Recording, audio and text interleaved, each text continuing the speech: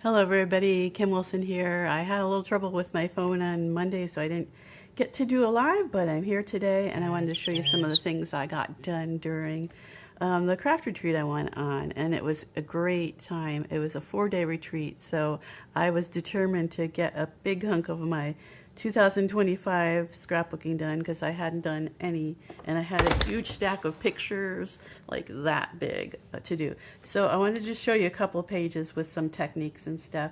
So Jenna inspired me to do this snow page. She had a similar page where she did stitching on large letters like this.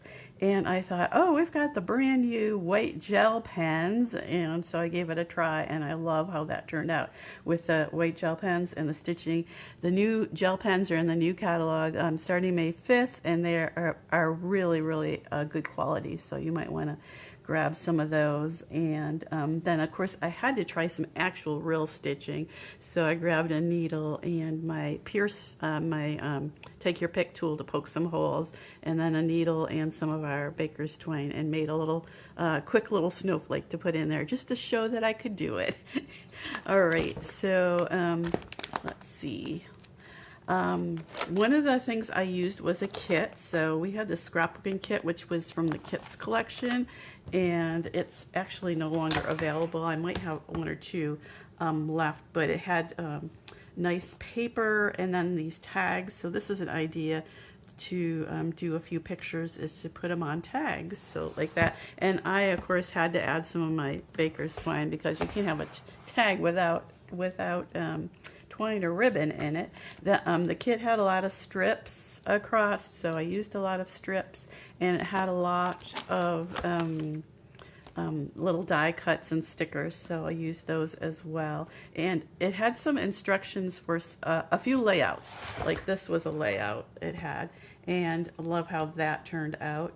I used some of those layouts because I tend to just put, and this one as well, I tend to just put things, you know, try to put as many pictures on a page as I can, and then it kind of all blends in together. But I love how these pages turned out using some of the layouts, and I still was able to get a lot of pictures on the pages.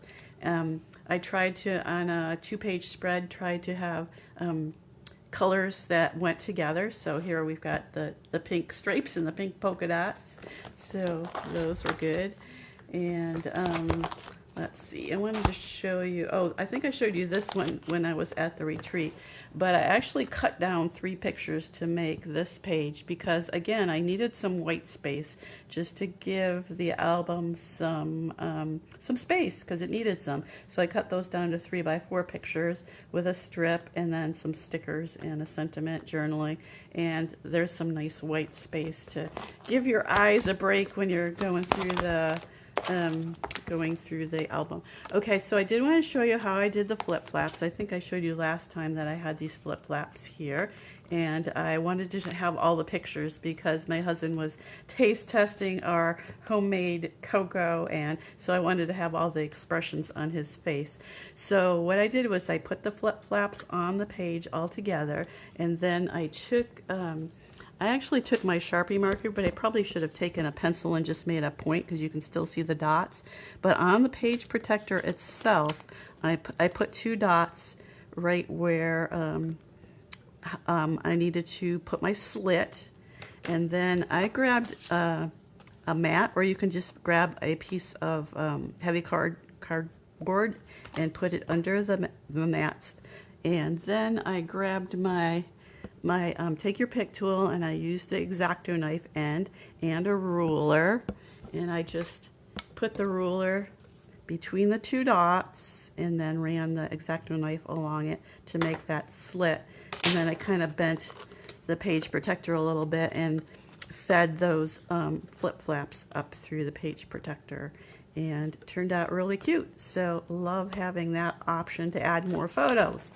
And then I did want to let's see, oh, on the big picture, I didn't even glue the picture down, because what if I want to have a really nice picture of the 2 of us for an occasion? I can just pull that out. So I made it go right to the bottom of the page so I can reuse that picture if possible.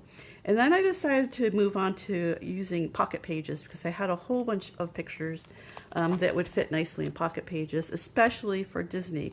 I had tons and tons of Disney pictures. So, and I love playing with the pocket pages. And then it's not as much work to artistically arrange them because you just tuck them in the pockets, and you can cut pictures down to fit in the 3x4 pockets and just add a little journaling to it. So you can interchange the pocket pages with the regular pages, and it's easy peasy to do that. So I have a whole bunch of pocket pages here, and then I went back to some regular 12x12s because I just had a few that I wanted together. Like I had 3 pictures for this page, and then I don't know if you can see that one. I had 3 pictures for this page, and so I wanted to have it more simple.